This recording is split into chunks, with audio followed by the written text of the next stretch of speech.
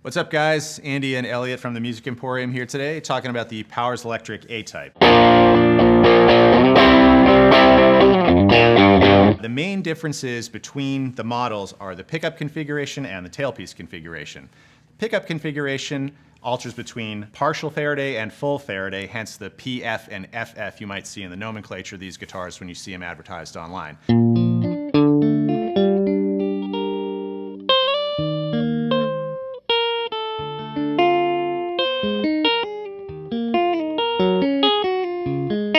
Yeah, so let's start with the full Faraday, which is this version. You'll always be able to tell if you're looking at these guitars online which version is which by the cover.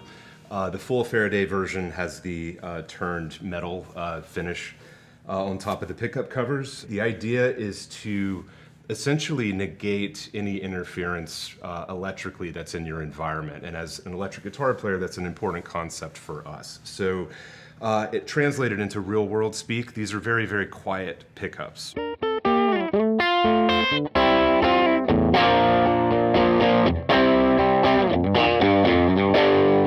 Sonically, these pickups have a little bit more in common with, say, like a humbucker. A little bit fatter mid-range, a little punchier, and they've been described as warm, which doesn't mean dull. It just means it's got a slightly rounded top end, easily, attunable on your amp if you would like more top end on it.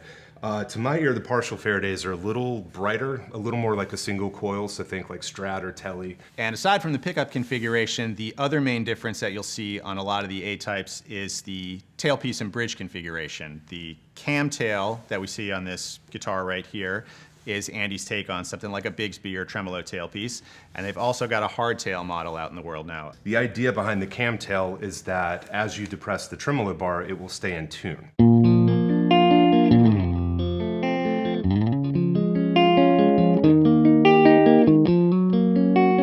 The idea is to mimic a pedal steel. So when you hear pedal steel players sort of slide from one chord to the other, that's what Andy's trying to accomplish with these. So looks and sort of responds like a typical Bigsby, but the performance is way, way different, and to me, vastly superior, shall I say.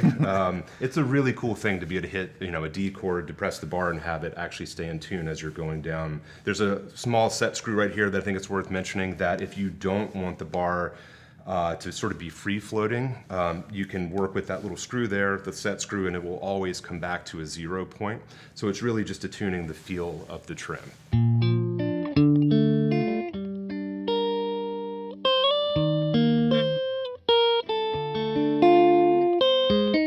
And as we mentioned a moment ago, Powers Electric also has a hardtail model available now. This is actually the first one we've seen, one off from the NAMM show this year. Again, we've seen a million kind of Strats with the hardtail bridge design. And Elliot, just like you did with the cam tail a moment ago, could you kind of tell us what's new and exciting about the Powers hardtail design?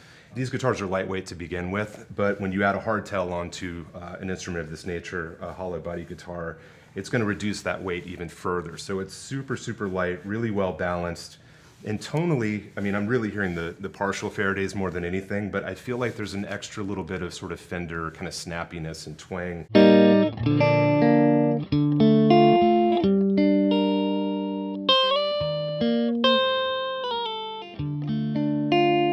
If you're that type of player and you really like to explore alternate tunings, the camtail version actually stays in tune really, really well. You might be better suited with this hardtail version because it really holds its tune beautifully.